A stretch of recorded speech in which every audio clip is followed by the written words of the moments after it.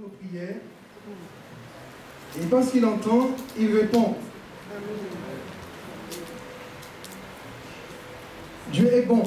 Dieu est bon. Vous connaissez ce petit chant qui dit Dieu est bon. Nous voulons le crier. Dieu est bon.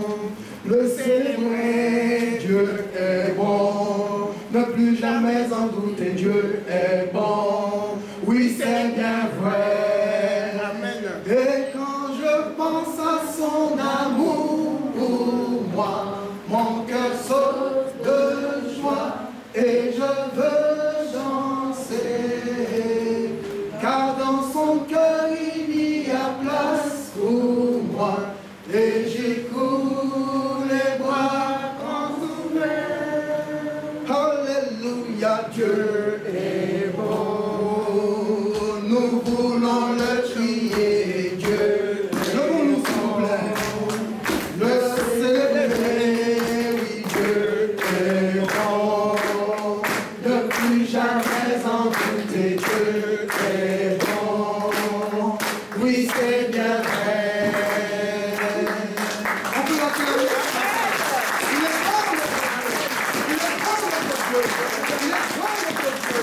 Il est merveilleux notre Dieu. Que son nom soit béni. Amen. Amen. Amen.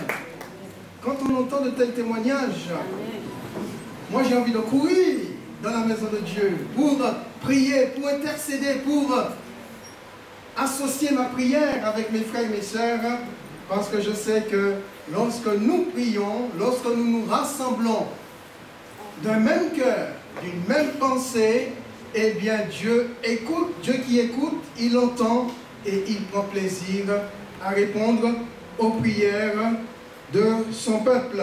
Que son nom soit béni.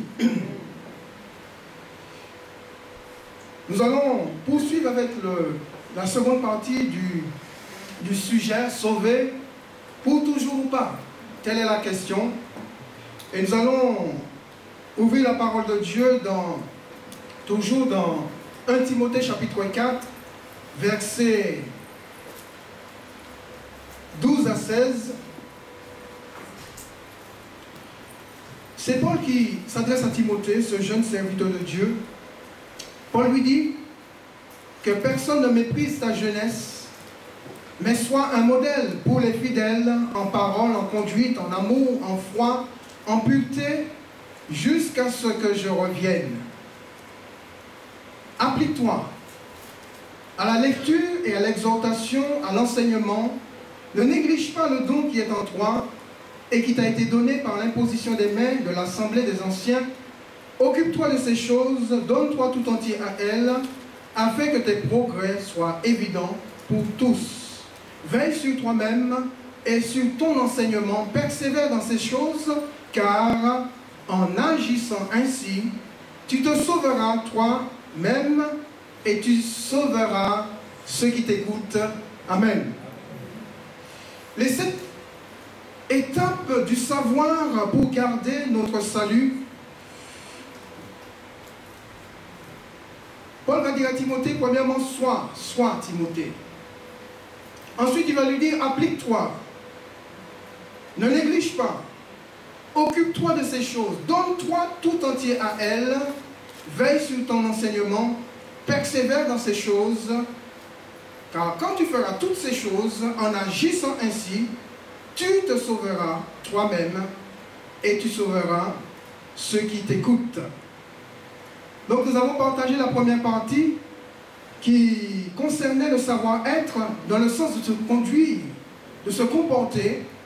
Comment se comporter dans la maison de Dieu, comme disait l'apôtre Paul à Timothée, qui est l'église du Dieu vivant, qui est la colonne de la vérité. Et nous avons cherché un petit peu, dans la parole de Dieu pour nous rappeler qui nous étions réellement.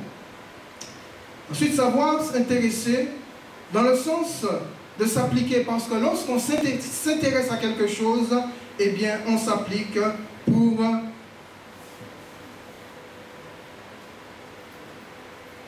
faire mieux.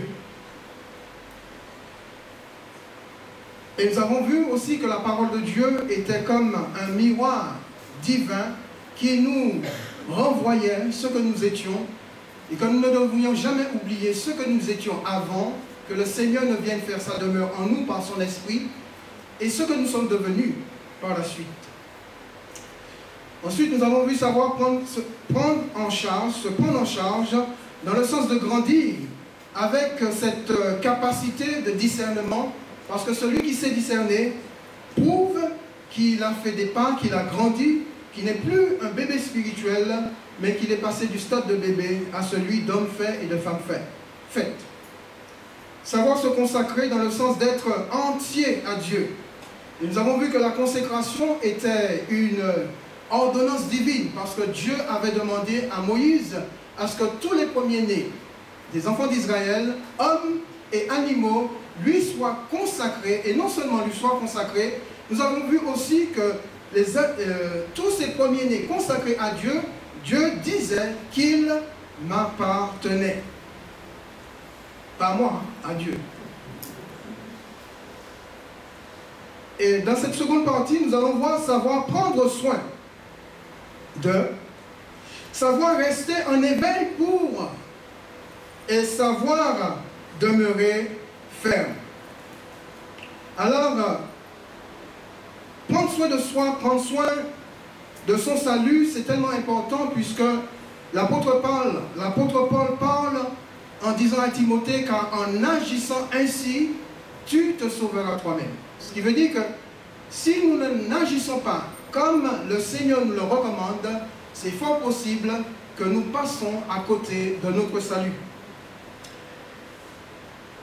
Paul dit à Timothée de ne pas négliger le don de Dieu.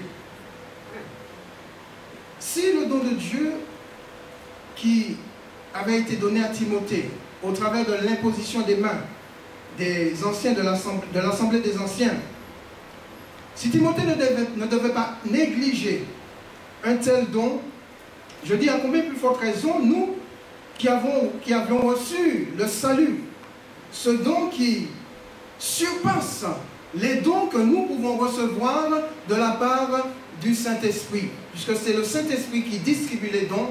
Les dons sont des bénédictions, sont des grâces de Dieu, mais le don suprême, c'est le salut que nous avons reçu par grâce au travers de l'œuvre de notre Seigneur Jésus-Christ. Alors si Timothée ne devait pas négliger ce don-là qu'il avait reçu, à plus forte raison, nous qui avons un don encore plus excellent, combien nous ne devrions pas non plus le négliger. Alors écoutons ce que l'auteur de l'Épître aux Hébreux nous dit concernant ce don si précieux. Dans Hébreux chapitre 1er, versets 1 à 3, il est dit, c'est pourquoi nous devons d'autant plus nous attacher aux choses que nous avons entendues, de peur que nous soyons emportés loin d'elle. Car si la parole annoncée par des anges, a eu son effet, et si toute transgression et toute désobéissance a reçu une juste rétribution, comment nous qui avons reçu ce don si précieux, comment échapperons-nous en négligeant un si grand salut? Comment échapperons-nous en négligeant, mes bien-aimés, un si grand salut?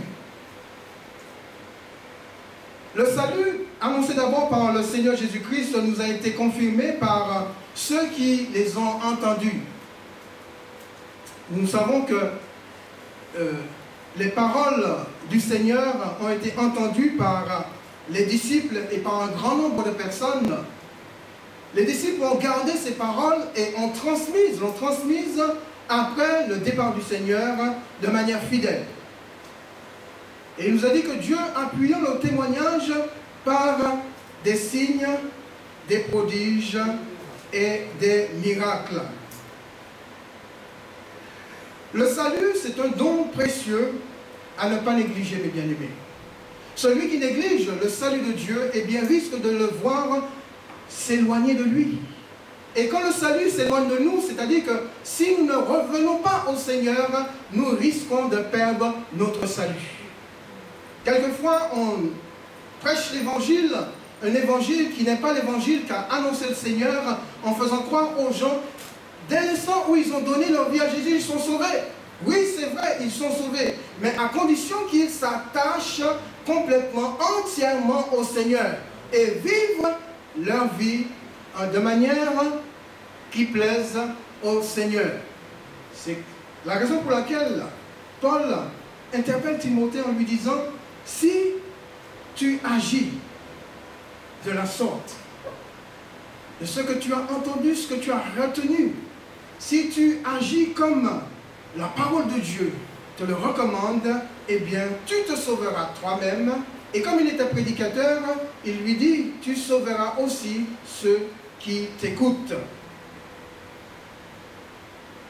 Alors, par rapport à la parole annoncée par des anges, on dit que, l'auteur dit que cette parole annoncée par des anges a été rejetée par un grand nombre. Parce qu'ils ont été négligents par rapport à cette parole. Ils ont désobéi et ils ont rejeté cette parole annoncée par des anges. Je souligne. Et puisqu'ils ont été désobéissants, eh bien, ils ont connu une juste rétribution de la part de Dieu. C'est-à-dire que Dieu les a récompensés, pas de la bonne manière.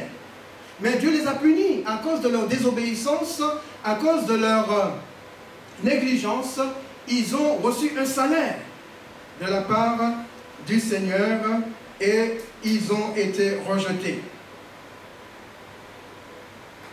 L'auteur met en juxtaposition la parole annoncée par des anges, rejetée par certains et qui a été punie par Dieu, et le salut, non pas annoncé par des anges, mais le salut annoncé par le Seigneur lui-même, pour nous permettre de comprendre que le salut est aussi important que cette parole qui a été annoncée par des anges.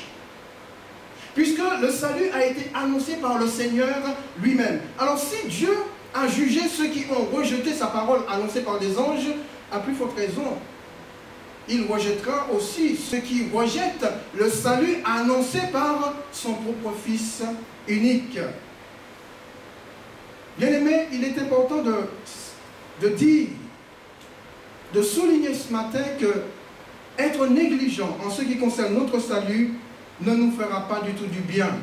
Je crois que c'est le diable qui veut que nous soyons négligents en ce qui concerne notre salut. Pourquoi? Parce que tout simplement, nous sommes sauvés. Nous sommes sauvés par grâce. Et le diable ne sera jamais sauvé. Les démons ne seront jamais sauvés. Les esprits méchants ne seront jamais sauvés. Et parce qu'ils savent qu'ils n'ont aucune chance et qu'ils ne seront jamais sauvés, ils savent que nous sommes sauvés. Eh bien, ils font tout pour que nous puissions justement négliger un si grand salut.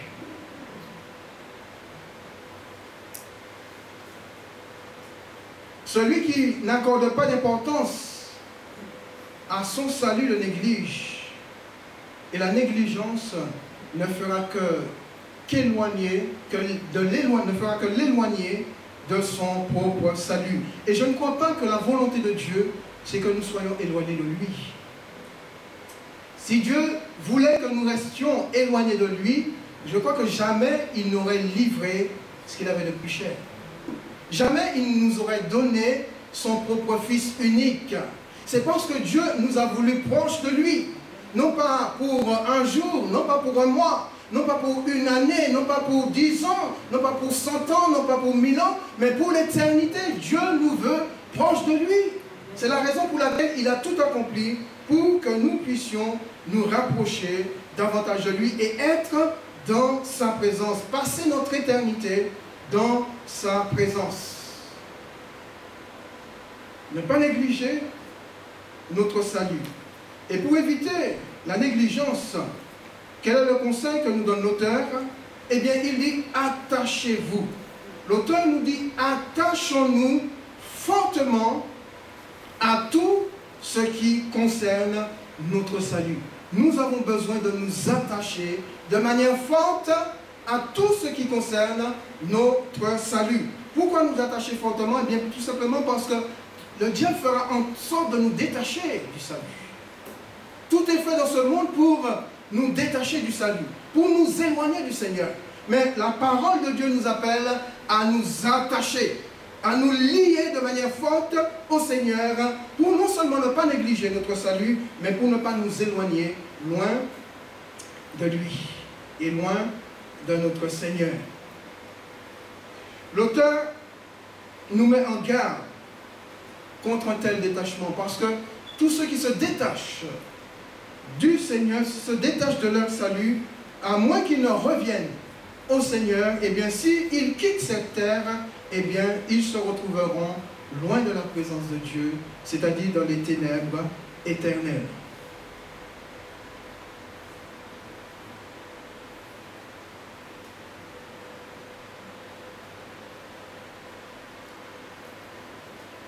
Alors vous comprenez l'importance de ne pas négliger ce si grand salut.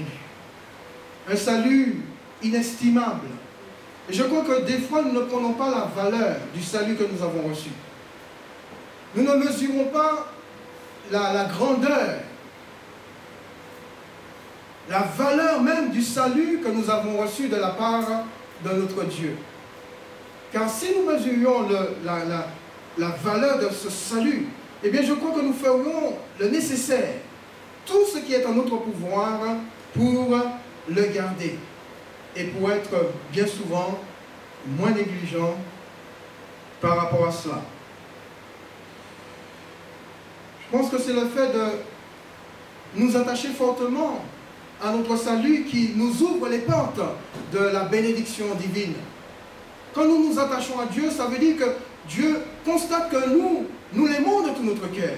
Ce n'est pas le fait de dire à Dieu, je t'aime Seigneur, de ses lèvres ou de sa bouche, mais c'est le fait de le prouver au Seigneur par nous et par nos actes. Et en nous attachant au Seigneur, nous lui disons, Seigneur, non seulement nous disons que nous t'aimons, mais tu vois au travers de nos actes, Seigneur, que nous t'aimons réellement. Savoir rester en éveil. Paul dit à Timothée de veiller sur lui-même. Pourquoi? Pourquoi devrions-nous veiller sur nous-mêmes? Pour quelle raison la parole de Dieu nous appelle à veiller sur nous-mêmes? Parce qu'il y a quelque part une entité qui voudrait nous faire justement trébucher, nous faire perdre notre salut. La Bible nous dit que cette entité qui est le diable, il rôde comme un lion rougissant, cherchant qui il va dévorer. Il est en train de rôder autour de vous, attendant l'occasion pour vous sauter dessus, pour vous dévorer, parce que c'est son désir. Il ne veut pas que vous soyez sauvés. Il rôde autour de l'Église, essayant d'isoler quelques chrétiens pour les ravir.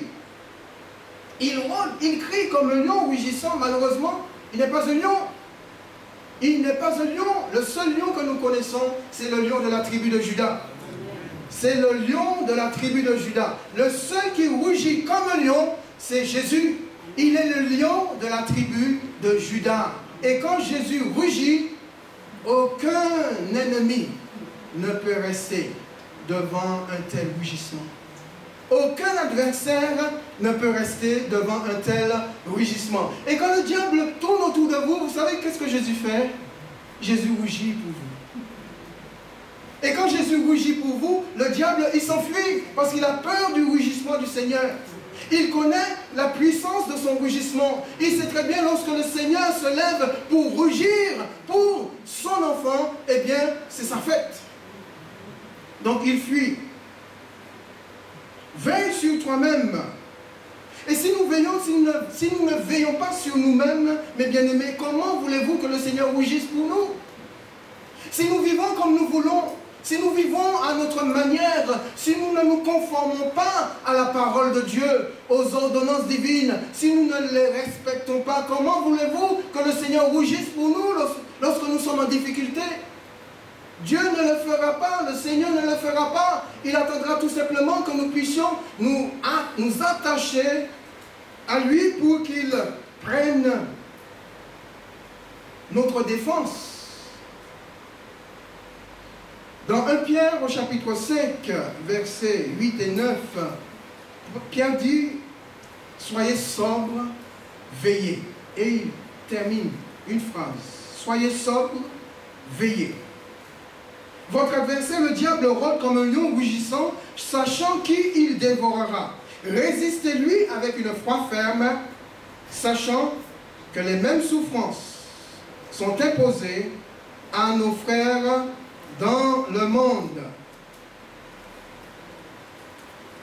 Le diable sait très bien que pour plus de résultats le concernant sur la famille de Dieu, il faut l'endormir. Il faut endormir le peuple de Dieu. Il faut endormir l'Église. Il faut endormir chaque chrétien, parce qu'un chrétien endormi n'est pas un chrétien éveillé. Un chrétien endormi n'est pas un chrétien qui veille sur lui-même. Une église endormie n'est pas une église qui est éveillée. Et il sait très bien, pour avoir l'ascendance sur le peuple de Dieu, sur l'enfant de Dieu, sur l'église du Seigneur, il faut absolument l'endormir. Celui qui s'endort alors qu'il devait rester éveillé devient une proie facile. Vous n'avez qu'à regarder dans en ce qui concerne les animaux dans la nature, ce qui se produit lorsque par exemple, quand on parle d'une gazelle et d'un lion, d'un prédateur, lorsque la gazelle voit le prédateur, la première chose qu'elle fait, elle bondit, elle s'enfuit pour échapper à ce prédateur. Mais si elle s'endort, est-ce que le lion va faire beaucoup d'efforts pour l'attraper? Non, au contraire, c'est tout bénef pour le lion. Il va marcher tranquillement, il va s'approcher tranquillement parce qu'elle est endormie. Et parce qu'elle est endormie, elle va se laisser attraper. L'éveil spirituel, mes bien-aimés, est indispensable. Pierre dit, soyez sobres, veillez. Et on voit que l'apôtre Pierre commence par une courte phrase, mais pleine de sens. Aussi pleine de sens, mais aussi pleine de puissance. Et on sait que bien souvent, ce sont les phrases les plus courtes qui marquent, dont les mots marquent et interpellent le plus. Dans une courte phrase, on prend le temps de mesurer la valeur des mots. Et je crois que c'est ce que Dieu a voulu ou veut nous faire comprendre ce matin au travers de l'apôtre Pierre par cette simple phrase, soyez sobres, veillez. Le but n'est pas d'être sobre. Le but est de veiller. Mais pour veiller, il faut être sobre, comme nous dit Pierre. Et pourquoi vivre dans la sobriété? Pourquoi veiller? Eh bien, Pierre nous donne la raison. Il dit que le diable, qui est un adversaire affamé, qui cherche à ravir le salut aux enfants de Dieu, il est là. Bien que le Seigneur soit dans notre vie, par le Saint-Esprit, le Seigneur vit en nous, mais le diable rôde autour de nous. Le diable chemine, peut-être des fois proche de nous, peut-être des fois éloigné de nous. Je me souviens de l'apôtre Paul qui disait qu'il avait une écharde dans la chair. Un ange de Satan l'accompagnait partout où il allait. Et il a dit, Seigneur, plusieurs fois j'ai prié le Seigneur. Plusieurs fois j'ai dit au Seigneur, Seigneur, enlève-moi cette écharde. Et partout l'apôtre Paul passait, cet esprit suscitait la persécution. Partout Paul passait, il était persécuté. Fatigué, l'homme de Dieu va dire, Seigneur, s'il te plaît, c'est bien de te servir, j'aime te servir. Tu t'es révélé à moi de manière extraordinaire. Mais Seigneur, partout où je vais, c'est la souffrance. Partout où je vais, c'est la tribulation. Mon corps, Seigneur, est marqué par les coups que j'ai reçus à cause de son nom. Seigneur, s'il te plaît, enlève-moi cette écharpe. 3 fois, il a dit, il a prié le Seigneur, et je suppose qu'il a prié avec insistance pour que le Seigneur lui enlève cette écharpe. Le Seigneur lui a dit, non, Paul, non, tu as reçu trop de choses, Paul. Non, Paul, tu es monté au 3e ciel. Qui, comme toi, est monté au 3e ciel, Paul? Qui, comme toi, a reçu des révélations que personne n'a reçues, Paul? Qui, comme toi, a entendu des choses que personne n'a entendues, Paul? Qui, comme toi, a vu des choses de la gloire de Dieu comme personne n'a vu, Paul? Non, Paul, je n'enlèverai pas cette écharde. Je ne t'enlèverai pas cette écharde. Elle est là pour te garder dans l'humilité. Quelquefois, les choses sont là pour nous garder dans l'humilité, pour que nous ne puissions pas prendre la grosse tête. Et il est tellement facile, en tant que chrétien, lorsque nous avons reçu quelque chose de la part du Seigneur, ne plus dire que c'est le Seigneur qui a fait, mais moi j'ai fait. Le Seigneur t'a permis de poser les mains à quelqu'un, la personne a été guérie. Vous avez vu, moi j'ai guéri quelqu'un. Est-ce que tu as le pouvoir de guérir quelqu'un? Tu as amené une âme au Seigneur? Oui, j'ai amené une âme au Seigneur. Est-ce que tu es le Saint-Esprit pour convaincre les cœurs de péché, de justice et de jugement? Non. C'est une grâce que Dieu nous fait, tout simplement. Dieu dit à Paul, Paul, ma grâce te suffit parce que ma force s'accomplit uniquement dans ta faiblesse. Et quand Paul a compris ça, il a dit, Seigneur, pour que ta force s'accomplisse dans ma faiblesse, et bien que je sois faible, que je reconnaisse ma faiblesse humaine, que j'admette ma faiblesse humaine, que je me prosterne, Seigneur, que je m'humilie, Seigneur, pour que toi tu puisses grandir dans ma vie et que ta puissance se manifeste au travers de ma vie.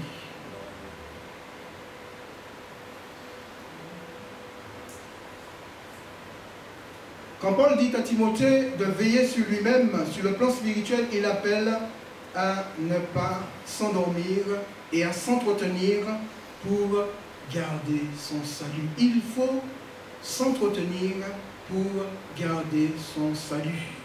Comment faire? Eh bien, toujours Paul dans Éphésiens chapitre 5, versets 18 à 21, Paul dit, ne vous enivrez pas de vin, c'est de la débauche. Mais soyez au contraire remplis du Saint-Esprit. Soyez au contraire remplis du Saint-Esprit. Entretenez-vous par des psaumes, par des hymnes et par des cantiques spirituels chantant et célébrant de tout votre cœur les louanges du Seigneur. Est-ce que c'est parce que nous avons fait ce matin? Nous avons chanté des hymnes. Nous avons ouvert la parole de Dieu. Nous avons lu un psaume, un texte de la parole. Nous avons chanté, nous avons célébré Dieu, les louanges de Dieu. Nous avons adoré Dieu de tout notre cœur. Et l'apôtre Paul continue en disant, rendez continuellement grâce à Dieu le Père pour toutes choses au nom de notre Seigneur Jésus-Christ. Et pour conclure, vous soumettant les uns aux autres dans la crainte du Seigneur. Alors l'apôtre Paul effectivement parle de plusieurs choses importantes pour nous permettre de nous entretenir afin de garder notre salut. Il parle de la parole ouverte. C'est important d'avoir la parole de Dieu ouverte. Non pas seulement ouverte devant nous et que nos regards sont fixés autre part, mais la parole de Dieu ouverte pour que nous puissions la lire, pour que nous puissions la méditer, pour que nous puissions extraire de cette parole tout ce dont notre âme a besoin pour rester éveillé, tout ce dont notre esprit a besoin pour rester éveillé sur le plan spirituel. Et nous connaissons, mes bien-aimés, l'importance de la parole. La Bible nous dit, au commencement était la parole. Au commencement était la parole, et la parole était avec Dieu, et la parole était Dieu. Et toutes choses ont été faites par elle. En elle était la vie, et en elle était la lumière des hommes. La lumière, lui, dans les ténèbres, et les ténèbres ne l'ont pas reçue, et vous connaissez la suite. Et à tous ceux qui l'ont reçu, il leur a donné le pouvoir de devenir enfants de Dieu. Le monde a été créé par la parole de Dieu. Le pouvoir et la puissance de la parole de Dieu. Et nous l'avons, cette parole ici. Cette parole écrite, nous l'avons. Il y a du pouvoir, il y a de la puissance dans cette parole écrite. Pas comme nous l'imaginons. Ne devons pas imaginer ce livre comme un autre livre ou ce livre comme un roman qui nous a été laissé par notre Dieu. Non, ce livre est un livre qui vit. Ce livre est un livre qui a de la puissance. Ce livre est un livre d'autorité parce que Dieu, le Saint-Esprit, accompagne sa parole, accompagne la parole de Dieu et accompagne la parole de telle sorte que celui qui est au centre de cette parole soit pleinement élevé, c'est-à-dire Jésus, le Saint-Esprit est venu pour que nous puissions élever le Christ. Jésus dit du Saint-Esprit, quand il viendra, il ne parlera pas de lui-même. Le Saint-Esprit aurait pu parler de lui. Jésus, même quand il est venu, est-ce qu'il a parlé de lui? Non. Il a parlé du Père.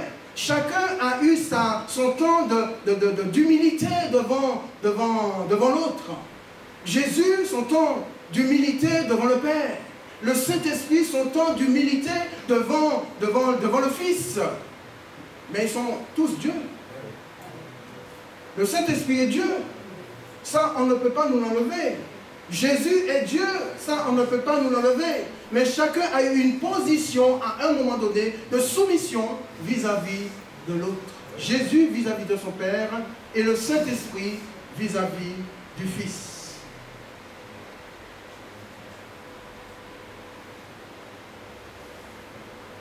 Chanter les louanges de Dieu au moyen de la parole est une preuve qu'il s'est produit quelque chose en nous ou entre nous et Dieu. Quand nous chantons les louanges de Dieu, ça veut dire quoi? Ça veut dire tout simplement, il s'est passé quelque chose entre nous et Dieu. Est-ce que vous croyez que le monde va chanter les louanges de Dieu? Non. Non, ils vont chanter les louanges de Dieu, de différents dieux. Ils vont chanter les louanges de l'argent, du Dieu Mammon. Ils vont chanter les louanges d'autres dieux qui sont des idoles, mais ils ne vont jamais chanter les louanges du Dieu créateur. Ce sont uniquement les enfants de Dieu qui vont chanter les louanges de leur Père. C'est la raison pour laquelle, mes bien-aimés, je vous invite le dimanche matin de prendre vraiment le temps de louer Dieu, de prendre vraiment le temps d'adorer Dieu, de prendre vraiment le temps de célébrer Dieu de tout votre cœur. Parce que Dieu apprécie ça, puisqu'il nous dit, il siège au milieu, pas des louanges du monde, puisque le monde ne loue pas Dieu, il siège au milieu des louanges de son peuple. Et puisqu'il s'est passé, il s'est produit quelque chose en nous au travers, ou plutôt par la personne de Jésus, nous sommes appelés à la reconnaissance. La reconnaissance à Dieu en toutes choses. Seigneur, je suis reconnaissant pour ce que tu fais. Quand je réalise ma vie telle que j'étais avant, et ce que je suis devenu, Seigneur, ce n'est pas parce que j'ai été meilleur qu'un autre. J'ai été même pire. Mais c'est tout simplement, Seigneur, parce que tu m'as aimé. Tu m'as aimé le premier. Et quand tu as frappé à la porte de mon cœur, je t'ai ouvert cette porte, Seigneur. Tu m'as nettoyé, tu m'as purifié, tu m'as sanctifié.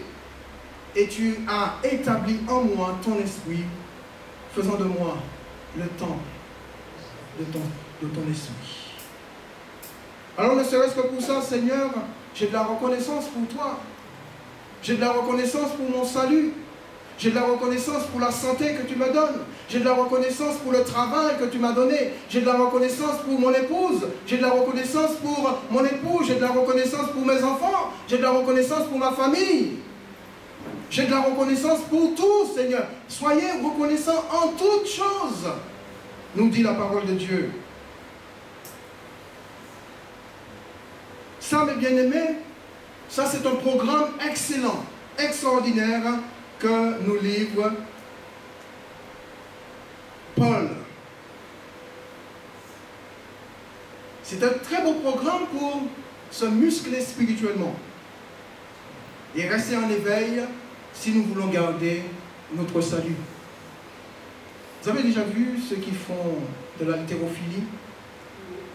Ils n'arrivent pas un jour, du jour au lendemain, et se disent, bon, je vais soulever 200 kilos. Un poids de 200 kilos. Non, c'est pas comme ça que ça se passe. Ils commencent petit, ils se musclent, petit à petit, ils commencent à soulever quelques poids, quelques kilos, en plus il rajoute, et tant qu'il peut rajouter, il rajoute jusqu'à ce qu'il ait le maximum de pouvoir soulever. Eh bien c'est ça, se muscler spirituellement, c'est ça. C'est avec tout ce beau programme que nous a présenté, eh bien l'apôtre Paul, nous sommes appelés, mes bien-aimés, à nous muscler spirituellement pour garder notre salut. Savoir demeurer ferme. Paul conclut avec le mot persévérance. Il dit, persévère dans ces choses, persévère dans ces choses. Ces choses que tu as entendues de ma part ou de la part des autres, ces choses qui concernent ton salut, ces choses qui concernent le ministère ou le don que tu as reçu, ces choses qui concernent ta marche avec le Seigneur, ces choses qui concernent ton service pour Dieu. Persévère dans toutes ces choses. Je crois que la persévérance, mes bien-aimés, fait naître la fermeté. Quand on persévère, plus on persévère, on devient ferme. Ferme en Dieu.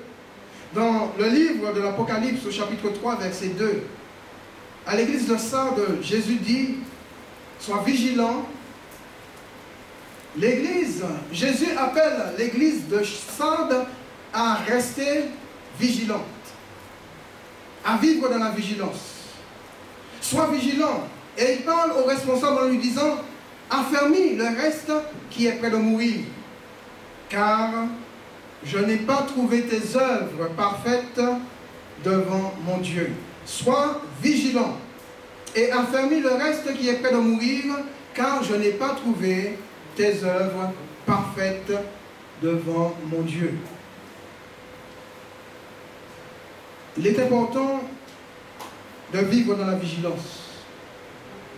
Rester éveillé sur le plan spirituel. Vivre dans la vigilance. C'est ce que nous recommande le Seigneur. Et je crois que plus on persévère dans les choses de Dieu, plus on s'affermit. On s'affermit dans sa foi. Et Pierre nous parle de résister au diable avec une foi ferme. De résister au diable avec une foi ferme. Quand on persévère dans les choses de Dieu, eh bien, on s'affermit dans la foi. Et quand on est ferme dans la foi, on peut résister au malin. On peut résister à l'adversaire. Et même s'il tourne autour de nous, même s'il rougit pour nous attraper, eh bien, le fait de résister avec une foi ferme, eh bien, il fuit. Il est dit de Moïse que ce n'est pas la foi qu'il quitte à l'Égypte sans être effrayé de la colère du roi, car il se montra ferme. Ferme quoi? Ferme dans sa foi.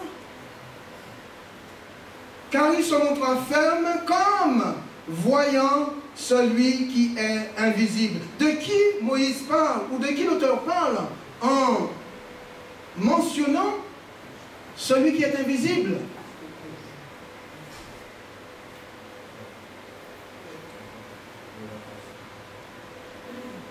Il parle de celui qui est capable de sauver. Il parle de son Dieu. Il parle du Fils de Dieu. Donc Moïse s'est montré ferme Il n'a pas eu peur, il n'a pas été effrayé par la colère du roi.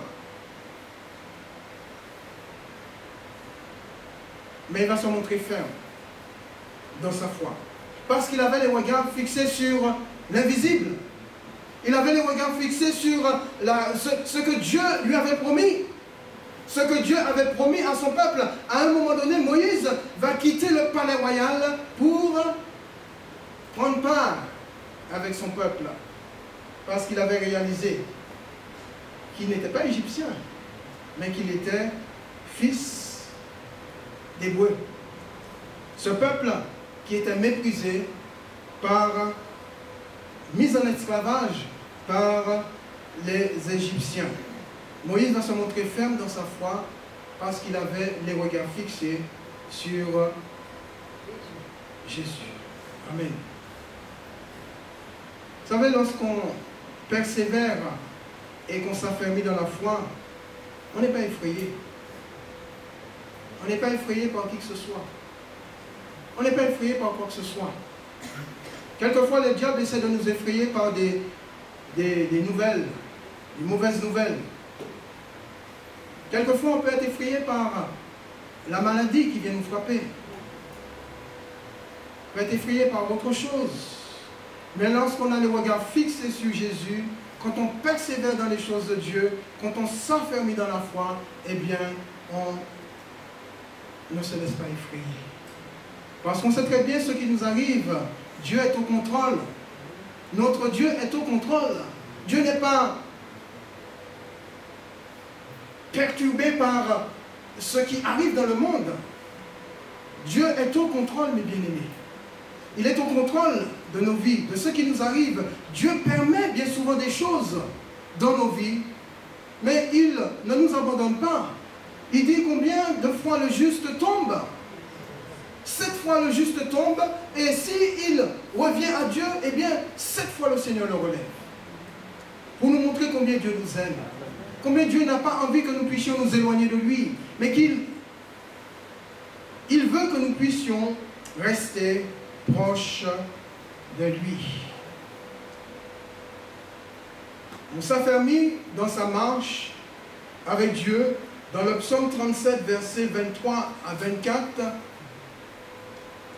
il a dit, l'Éternel affermit les pas de l'homme et il prend plaisir dans sa voie.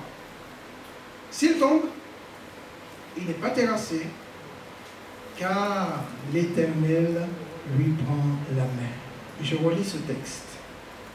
L'Éternel affermit les pas de l'homme et il prend plaisir à sa voie. À quelle voie Dieu prend-il plaisir? Est-ce à la voie de l'homme en lui-même? Non, c'est à la voie que Dieu a tracée pour l'homme. Et lorsque l'homme prend cette voie-là, eh bien Dieu prend plaisir dans l'homme qui choisit la voie qu'il a tracée pour lui. Et même si dans cette voie-là, il arrive que nous tombons, parce que ça arrive, qui dit que chrétien ne tombe pas? Qui dit ce matin qu'il n'est jamais tombé, qu'il n'a jamais trébuché? Est-ce que je peux voir votre main? D'accord, en rêve. C'est vrai, en rêve, on n'a jamais trébuché. Hein? Mais dans la vie de tous les jours, ça nous arrive quelquefois par une parole. Des fois on a chassé le naturel, mais il revient au galop. Quelquefois, je ne sais pas si... il y a un mot qui sort. Et c'est pas un petit mot, c'est un gros mot. Et puis tout de suite, on est repris par le Saint-Esprit. Et on reconnaît que, Seigneur, pardonne-moi, Seigneur. Et le Seigneur connaît. Il connaît notre nature pécheresse. On vit encore dans une nature pécheresse. Donc, ça nous arrive de pécher. Je ne sais pas si ça vous arrive de pécher. Ça nous arrive de pécher. En tout cas, ça m'arrive. Même de manière involontaire. On arrive à pécher. On arrive à dire des choses qui déplaisent au Seigneur. Mais ce qui est bien, ce qui est important, c'est de savoir que le Saint-Esprit qui est en nous, quand nous nous faisons confiance, il nous reprend. Il nous reprend. Il met le doigt sur ce que nous avons fait de mal. Et là, si nous sommes humbles, nous disons, Seigneur, c'est vrai, pardonne-moi. Là, j'ai dit un gros mot. Tu l'as entendu, Seigneur. Même si je ne l'ai pas dit, mais dans mon cœur, il était. Je regarde le frère, mais le gros mot, je l'ai dit dans mon cœur. Hein. Le Seigneur ne l'a pas entendu. Enfin, le frère ne l'a pas entendu, mais le Seigneur l'a entendu. Il est dans mon cœur, le Seigneur l'a entendu. Seigneur, pardon parce que j'ai dit quelque chose qu'il ne fallait pas. Est-ce que vous croyez que le Seigneur va nous laisser tomber? Est-ce que vous croyez que le Seigneur va nous abandonner et qu'il va nous écraser? Non, au contraire, lorsque nous revenons d'un cœur sincère au Seigneur, il nous relève, comme nous dit la parole. S'il tombe sur cette voie, eh bien, le Seigneur, il n'est pas terrassé, mais le Seigneur lui prend la main. C'est comme quelqu'un qui se noie, et puis la personne se noie en soulevant la main. On ne voit que la main. Qu'est-ce qui va se produire? Eh bien, celui qui est proche de lui, qu'est-ce qu'il va faire? Il ne va pas enfoncer sa main dans l'eau. Non, il va le prendre. Il va le sortir de l'eau. C'est ce que le Seigneur nous appelle à faire. Les uns vis-à-vis des autres. Lorsque vous voyez votre frère s'enfoncer avec la main, ne prenez pas sa main en l'enfonçant dans l'eau, mais prenez sa main, sortez-le de l'eau. On s'affermit dans son attachement au Seigneur. Acte 11, verset 23. Paul exhorte l'église d'Antioche à rester d'un cœur ferme, attaché au Seigneur. Quand on est fermement attaché au Seigneur, personne ne peut nous séparer de lui. La Bible nous dit, mais qui nous séparera de l'amour de Dieu manifesté en Jésus-Christ? Qui va nous séparer, mes bien-aimés? Qui va nous séparer de l'amour de Dieu manifesté en Jésus-Christ? Personne. Personne ne peut nous séparer de cet amour. Bien qu'il y en a qui cherchent, l'adversaire cherche à nous séparer de cet amour, mais ni la mort, ni les tribulations, ni la souffrance, ni la maladie, ni les choses de ce monde ne doivent nous séparer de l'amour de Dieu manifesté en Jésus-Christ. On s'affermit, mes bien-aimés, par ces prises de décision pour Jésus dans ce monde. Quand on est ferme dans la foi, on n'a pas peur de prendre des décisions pour le Seigneur dans ce monde. Que ce soit dans son travail, que ce soit avec les collègues, que ce soit à l'école, que ce soit là où on est, quand on est ferme dans la foi, on n'a pas peur de prendre des décisions pour Jésus. On s'affermit aussi dans l'amour les uns vis-à-vis des autres. L'amour est de Dieu. Dieu est amour. Et l'enfant de Dieu doit ressembler à celui qu'il a aimé. Jésus dit, comme je vous ai aimé. Comme moi, Jésus, je vous ai aimé. Et vous savez comment Jésus nous a aimés? Il nous a aimés au point de donner sa vie pour nous. Il nous a aimés au point de se substituer à notre place sous le bois de la croix. Comme je vous ai aimé, dit Jésus, aimez-vous les uns les autres. Est-ce qu'on est prêt à se donner pour le frère, pour la sœur, de telle sorte, de telle manière, comme le Seigneur nous le recommande, comme je vous ai aimé, dit Jésus, puisqu'il s'est donné pour nous, aimez-vous les uns les autres. On doit être prêt à se donner pour l'autre, comme le Seigneur s'est donné pour chacun d'entre nous. Jésus dit à ceux qui sont prêts de mourir de s'affermir. Affermis ceux qui sont prêts de mourir. Bien-aimé, le salut, il est vrai, est un salut éternel dans la mesure où on fait tout le nécessaire pour le garder, ici-bas. On peut perdre son salut si on n'en prend pas soin. On peut perdre son salut si on ne reste pas éveillé. On peut perdre son salut si on ne demeure pas ferme et si on ne persévère pas dans les choses de Dieu. À tel point que, je vais conclure avec cela, Jésus dit dans Matthieu chapitre 10, verset 22, « Vous serez haïs de vous serez haïs de tous, pardon, à cause de mon nom. Mais, est-ce que vous voulez lire ce qui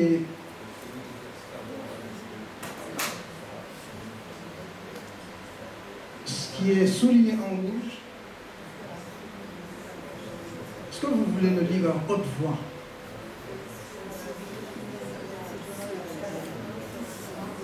Encore plus fort. Encore plus fort.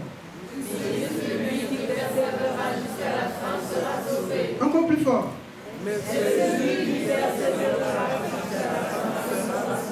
Amen. Moi je dis Amen. Jésus précise que celui qui persévérera jusqu'à la fin, ça ne veut pas dire qu'on commence et puis on s'arrête. Si tu persévères jusqu'à la fin, tu seras sauvé. C'est ce que Paul dit à Timothée. Il dit à Timothée, persévère dans toutes ces choses, parce que en persévérant dans ces choses, tu te sauveras toi-même. Est-ce que Paul est en opposition avec ce que dit Jésus? Est-ce que Paul, tu m'as purifié, tu m'as sanctifié, et tu as établi en moi ton esprit, faisant de moi le temple de ton esprit. Alors ne serait-ce que pour ça, Seigneur, j'ai de la reconnaissance pour toi. J'ai de la reconnaissance pour mon salut. J'ai de la reconnaissance pour la santé que tu me donnes. J'ai de la reconnaissance pour le travail que tu m'as donné. J'ai de la reconnaissance pour mon épouse. J'ai de la reconnaissance pour mon époux. J'ai de la reconnaissance pour mes enfants. J'ai de la reconnaissance pour ma famille. J'ai de la reconnaissance pour tout, Seigneur. Soyez reconnaissants en toutes choses, nous dit la parole de Dieu.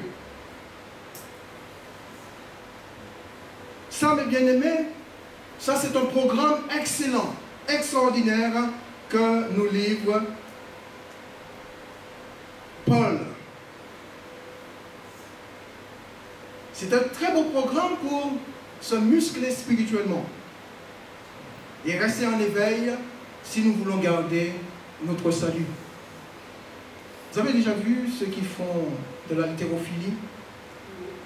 Ils n'arrivent pas un jour, du jour au lendemain, et se disent, bon, je vais soulever 200 kilos. Un poids de 200 kilos. Non, c'est pas comme ça que ça se passe.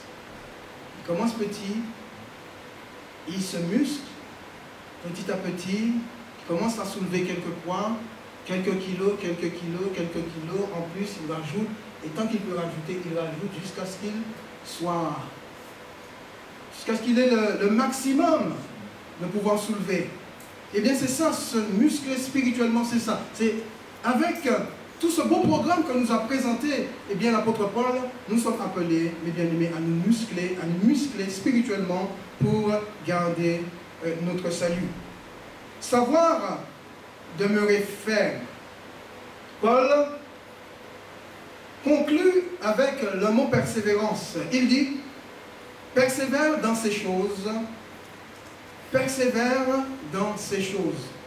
Ces choses que tu as entendues de ma part ou de la part des autres, ces choses qui concernent ton salut, ces choses qui concernent le ministère ou le don que tu as reçu, ces choses qui concernent ta marche avec le Seigneur, ces choses qui concernent ton service pour Dieu. Persévère dans toutes ces choses. Je crois que la persévérance, mes bien-aimés, fait naître la fermeté. Quand on persévère, plus on persévère, on devient ferme. Ferme en Dieu.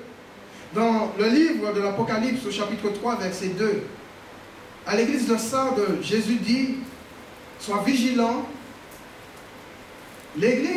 Jésus appelle l'église de Sardes à rester vigilante, à vivre dans la vigilance. Sois vigilant. Et il parle aux responsables en lui disant, affermis le reste qui est près de mourir, car je n'ai pas trouvé tes œuvres parfaites devant mon Dieu. Sois vigilant et affermis le reste qui est près de mourir, car je n'ai pas trouvé tes œuvres parfaites devant mon Dieu. Il est important de vivre dans la vigilance. Rester éveillé sur le plan spirituel. Vivre dans la vigilance. C'est ce que nous recommande le Seigneur. Et je crois que plus on persévère dans les choses de Dieu, plus on s'affermit. On s'affermit dans sa foi. Et Pierre nous parle de résister au diable avec une foi ferme. De résister au diable avec une foi ferme. Quand on persévère dans les choses de Dieu, eh bien, on s'affermit dans la foi. Et quand on est ferme dans la foi, on peut résister au malin. On peut résister à l'adversaire. Et même s'il tourne autour de nous, même s'il rougit pour nous attraper, eh bien, le fait de résister avec une foi ferme, eh bien, il fuit. Il est dit de Moïse que ce n'est pas la foi qu'il quitte à l'Égypte sans être effrayé de la colère du roi, car il se montra ferme. Ferme en quoi? Ferme dans sa foi. Car il se montra ferme comme voyant celui qui est invisible. De qui Moïse parle, ou de qui l'auteur parle, en mentionnant celui qui est invisible?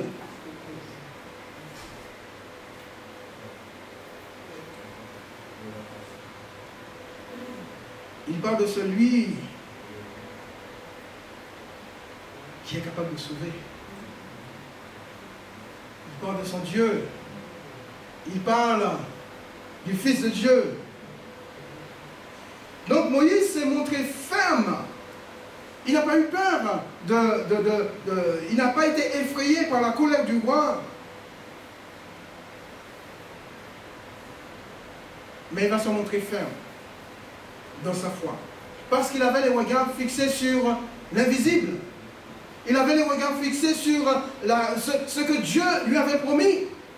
Ce que Dieu avait promis à son peuple. À un moment donné, Moïse va quitter le palais royal pour prendre part avec son peuple.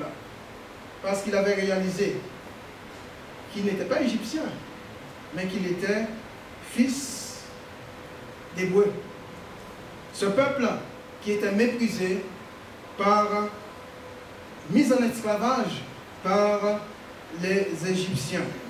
Moïse va se montrer ferme dans sa foi parce qu'il avait les regards fixés sur Jésus. Amen. Vous savez, lorsqu'on persévère et qu'on s'affermit dans la foi, on n'est pas effrayé.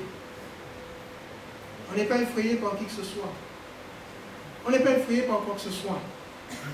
Quelquefois, le diable essaie de nous effrayer par des nouvelles, des mauvaises nouvelles. Quelquefois, on peut être effrayé par la maladie qui vient nous frapper. On peut être effrayé par autre chose. Mais lorsqu'on a les regards fixés sur Jésus, quand on persévère dans les choses de Dieu, quand on s'affermit dans la foi, eh bien, on ne se laisse pas effrayer. Parce qu'on sait très bien ce qui nous arrive. Dieu est au contrôle. Notre Dieu est au contrôle. Dieu n'est pas perturbé par ce qui arrive dans le monde. Dieu est au contrôle, mes bien-aimés. Il est au contrôle de nos vies, de ce qui nous arrive. Dieu permet bien souvent des choses dans nos vies, mais il ne nous abandonne pas. Il dit combien de fois le juste tombe. 7 fois le juste tombe, et s'il revient à Dieu, eh bien 7 fois le Seigneur le relève. Pour nous montrer combien Dieu nous aime. Combien Dieu n'a pas envie que nous puissions nous éloigner de lui, mais qu'il veut que nous puissions rester proches de lui. On s'affermit dans sa marche avec Dieu. Dans le psaume 37, versets 23 à 24, il est dit: l'Éternel affermit les pas de l'homme et il prend plaisir dans sa voie. S'il tombe, il n'est pas terrassé, car l'Éternel lui prend la main. Je relis ce texte. L'Éternel a fermé les pas de l'homme et il prend plaisir à sa voix. À quelle voix Dieu prend-il plaisir? Est-ce à la voix de l'homme en lui-même? Non, c'est à la voix que Dieu a tracée pour l'homme. Et lorsque l'homme prend cette voie-là, eh bien Dieu prend plaisir dans l'homme qui choisit la voie qu'il a tracée pour lui. Et même si dans cette voie-là, il arrive que nous tombons, parce que ça arrive, qui dit qu'un chrétien ne tombe pas? Qui dit ce matin qu'il n'est jamais tombé, qu'il n'a jamais trébuché? Est-ce que je peux voir votre main? D'accord, en rêve. C'est vrai, en rêve, on n'a jamais trébuché. Hein? Mais dans la vie de tous les jours, ça nous arrive quelquefois par une parole. Des fois on a chassé le naturel, mais il revient au galop. Quelquefois, je ne sais pas si... il y a un mot qui sort. Et c'est pas un petit mot, c'est un gros mot. Et puis tout de suite, on est repris par le Saint-Esprit. Et on reconnaît que, Seigneur, pardonne-moi, Seigneur. Et le Seigneur connaît. Il connaît notre nature pécheresse. On vit encore dans une nature pécheresse. Donc, ça nous arrive de pécher. Je ne sais pas si ça vous arrive de pécher. Ça nous arrive de pécher. En tout cas, ça m'arrive. Même de manière involontaire. On arrive à pécher. On arrive à dire des choses qui déplaisent au Seigneur. Mais ce qui est bien, ce qui est important, c'est de savoir que le Saint-Esprit qui est en nous, quand nous lui faisons confiance, il nous reprend. Il nous reprend. Il met le doigt sur ce que nous avons fait de mal. Et là, si nous sommes humbles, nous disons, Seigneur, c'est vrai, pardonne-moi. Là, j'ai dit un gros mot. Tu l'as entendu, Seigneur. Même si je ne l'ai pas dit, mais dans mon cœur, il était. Je regarde le frère, mais le gros mot, je l'ai dit dans mon cœur. Le Seigneur ne l'a pas entendu. Enfin, le frère ne l'a pas entendu, mais le Seigneur l'a entendu. Il est là dans mon cœur, le Seigneur l'a entendu. Seigneur, pardon parce que j'ai dit quelque chose qu'il ne fallait pas. Est-ce que vous croyez que le Seigneur va nous laisser tomber? Est-ce que vous croyez que le Seigneur va nous abandonner et qu'il va nous écraser? Non, au contraire, lorsque nous revenons d'un cœur sincère au Seigneur, il nous relève, comme nous dit la parole. S'il tombe sur cette voie, eh bien, le Seigneur, il n'est pas terrassé. Mais le Seigneur lui prend la main. C'est comme quelqu'un qui se noie, et puis la personne se noie en soulevant la main. On voit que la main. Qu'est-ce qui va se produire? Eh bien, celui qui est proche de lui, qu'est-ce qu'il va faire? Il ne va pas enfoncer sa main dans l'eau. Non, il va le prendre. Il va le sortir de l'eau. C'est ce que le Seigneur nous appelle à faire. Les uns vis-à-vis des autres. Lorsque vous voyez votre frère s'enfoncer avec la main, ne prenez pas sa main en l'enfonçant dans l'eau, mais prenez sa main, sortez-le de l'eau. On s'affermit dans son attachement au Seigneur. Acte 11, verset 23. Paul exhorte l'église d'Antioche à rester d'un cœur ferme, attaché au Seigneur. Quand on est fermement attaché au Seigneur, personne ne peut nous séparer de lui. La Bible nous dit, mais qui nous séparera de l'amour de Dieu manifesté en Jésus-Christ? Qui va nous séparer, mes bien-aimés? Qui va nous séparer de l'amour de Dieu manifesté en Jésus-Christ? Personne. Personne ne peut nous séparer de cet amour.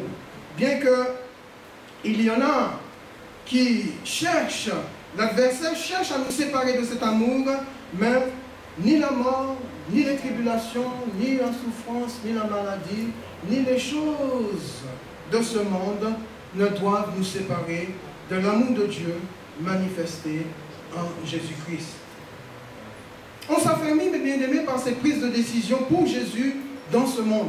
Quand on est ferme dans la foi, on n'a pas peur de prendre des décisions pour le Seigneur dans ce monde.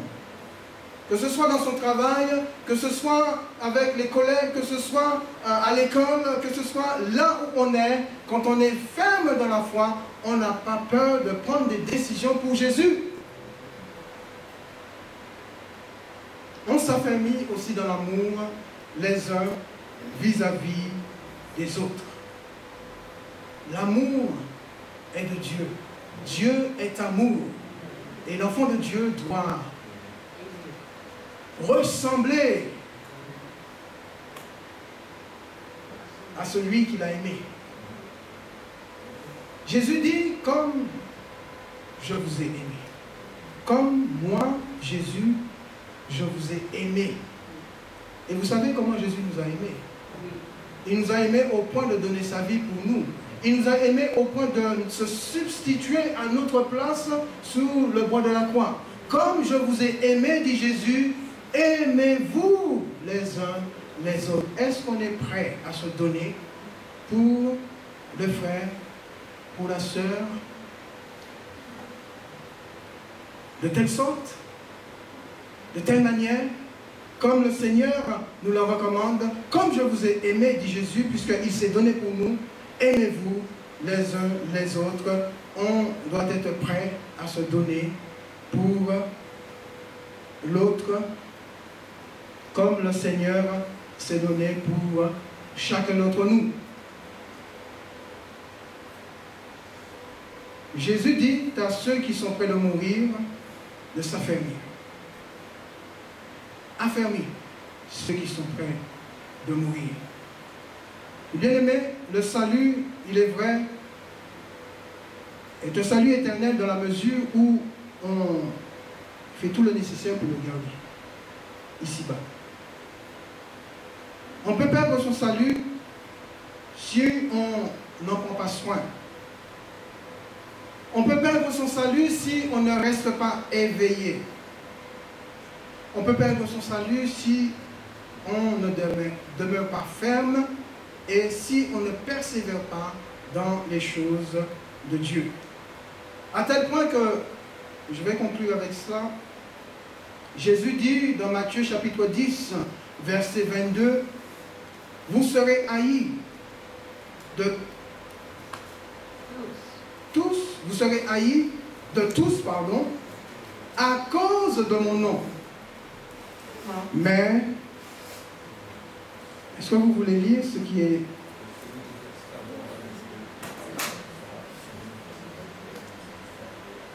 est souligné en rouge? Est-ce que vous voulez le lire en haute voix?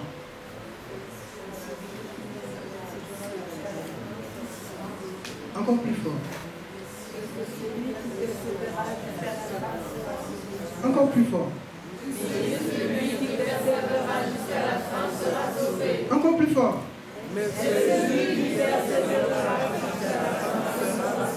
Amen. Moi je dis Amen. Jésus précise que celui qui persévérera jusqu'à la fin, ça ne veut pas dire qu'on commence et puis on s'arrête. Si tu persévères jusqu'à la fin, tu seras sauvé. C'est ce que Paul dit à Timothée. Il dit à Timothée, persévère dans toutes ces choses, parce que en persévérant dans ces choses, tu te sauveras toi-même. Est-ce que Paul est en opposition avec ce que dit Jésus?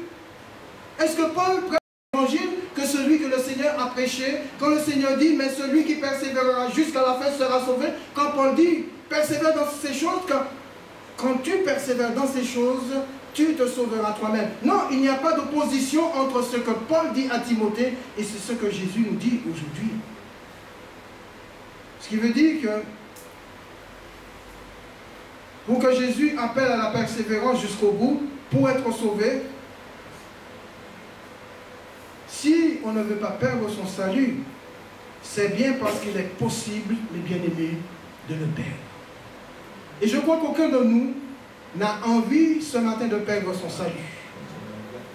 On a cheminé avec Dieu, on chemine avec Dieu dans le but d'être avec le Seigneur. J'espère que c'est votre objectif.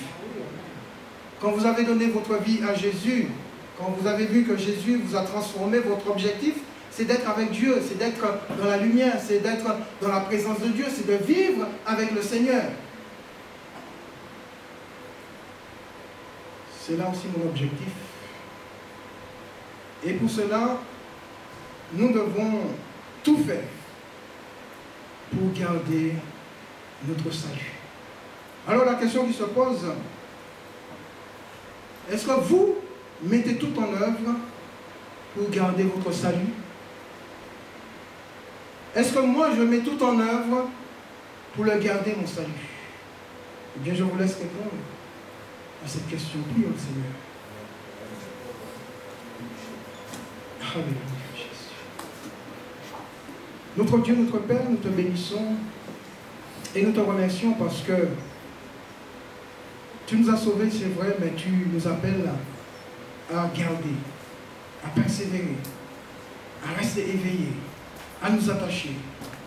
Seigneur, ton désir, c'est que nous soyons proches de toi, c'est que nous soyons avec toi, c'est que nous vivions notre éternité dans ta présence et que nous ne puissions laisser rien, Seigneur, dans ce monde, nous ravir notre salut. Tu as fait le nécessaire pour cela. Tu nous as donné le Saint-Esprit pour nous aider dans ce sens. Alors tu nous demandes, Seigneur, à faire notre part. Alors je prie pour ton Église, je prie pour moi-même, Seigneur, pour que nous soyons forts dans la foi, pour que nous puissions nous affermir, Seigneur, dans notre marche avec toi, pour que nous puissions nous affermir, Seigneur, dans notre service avec toi, dans notre relation avec toi, Seigneur, et les uns vis-à-vis des autres, afin, Seigneur, de garder notre salut. Merci pour ton Saint-Esprit, Père, qui est à l'œuvre dans nos vies, et qui nous donne la capacité et la force, Seigneur, de pouvoir résister au diable, afin qu'il fuit loin de nous. Bénis l'église de Montsan, Seigneur. Bénis chaque membre de cette église. Et que chacun soit fort en toi, Père. Dans le nom de Jésus. Que ton nom soit béni, mon Dieu. Amen. Amen.